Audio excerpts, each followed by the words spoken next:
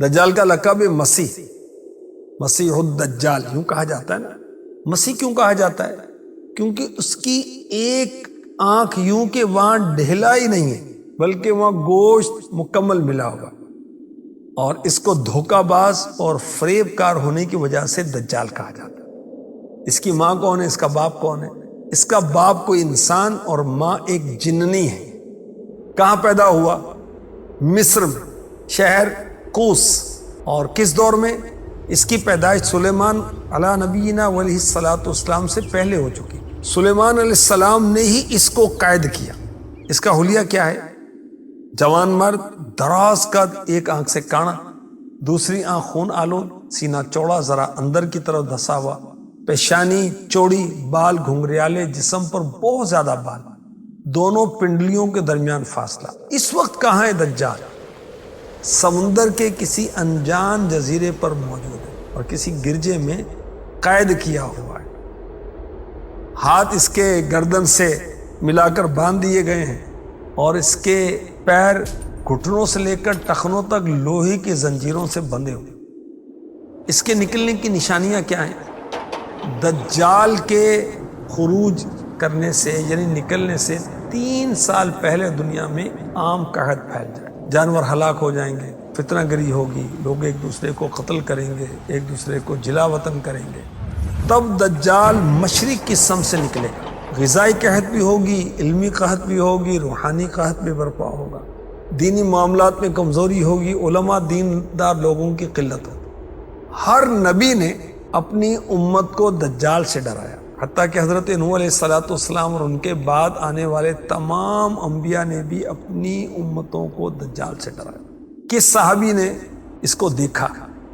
وہ ہیں حضرت تمیم داری رضی اللہ عنہ۔ آپ نے پیارے آقا علیہ الصلوۃ والسلام کی بارگاہ میں عرض کی کہ ایک سمندری سفر میں ہم گم ہو گئے، ایک جزیرے پر پہنچے، وہاں لمبے لمبے بالوں والا ایک جانور آ گیا۔ اس نے کہا میں جساسا ہوں۔ وہ ہمیں ایک گرجے میں لے گیا جہاں ہم نے بڑی جسامت والا ایک انسان دیکھا کہ اس کے ہاتھ گردن سے ملا کر اور اس کے پیر گھٹنوں سے لے کر ٹخنوں تک لوہے کی زنجیروں سے بندھے ہوئے۔ اس نے ہم سے کئی ایک سوالات کیے، ان میں سے ایک یہ بھی سوال تھا مجھے عربوں کے نبی کے بارے میں بتاؤ۔ انہوں نے کیا کیا؟ تو ہم نے اس کو آپ صلی اللہ علیہ وسلم کے حالات سے خبردار کیا۔ تو اس نے کہا میں مسیح الدجال ہوں، ان قریب نکلوں گا اور سوائے مکہ و مدینہ کے پوری دنیا کی سیر کروں گا۔ دجال جب نکلے گا تو گدھے پر بیٹھا ہوگا، 40 دن دنیا میں ٹھہرے گا، جس میں پہلا دن سال بھر کا ہوگا، دوسرا دن 1 ماہ کا، تیسرا دن 1 ہفتے کا، اور باقی دن معمول کے ہوں گے۔ اس کا گدھا اس قدر تیز ہوگا کہ جہاں نظر پہنچتی ہے وہاں قدم جائے گا۔ اللہ اکبر، پوری زمین پر پھرے گا مگر مکہ اور مدینہ میں داخل نہیں ہوگا۔ پہلے پہل بہت دینداری کا مظاہرہ کرے گا، لوگوں کو دین کی دعوت دے گا، نیک اعمال کی طرف بلائے گا، یہاں تک کہ ملک شام چلا جائے اور وہاں جا کر جامع مسجد دمشق کے قریب غائب ہو جائے گا۔ ایسا غائب ہوگا کہ لوگ اس کو بھول جائیں گے۔ پھر ملک شام میں نہر کسوا کے قریب ظاہر ہوگا، نبوت کا دعویٰ کرے گا، پھر اس کے بعد خدائی کا دعویٰ کر دے گا، استغفر اللہ، لوگوں کو عجیب و غریب شعبدے دکھا کر ان کے ایمان برباد کرے گا۔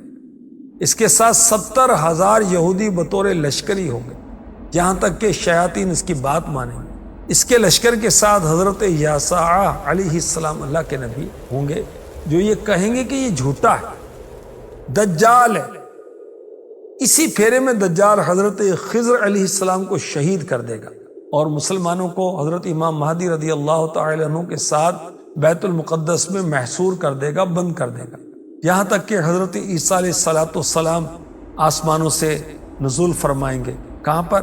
ملک شام میں، جامع مسجد اموی کے مشرقی کنارے پر۔ دجال جب آپ علیہ السلام کو دیکھے گا تو خوشبو سے پگھلنا شروع ہو جائے گا، جیسے نمک پانی میں پگھلتا۔ اس وقت نماز کی تکبیر کہی جا چکی ہوگی۔ حضرت عیسیٰ علیہ السلام امام مہدی رضی اللہ عنہ کے پیچھے فجر کی نماز ادا کریں گے، پھر آپ علیہ السلام دجال کا پیچھا کریں گے اور مقام لد پر اس کو قتل کر دیں گے۔ اللہ پاک رحمت فرمائے، ہمارا ایمان سلامت رکھے، آمین۔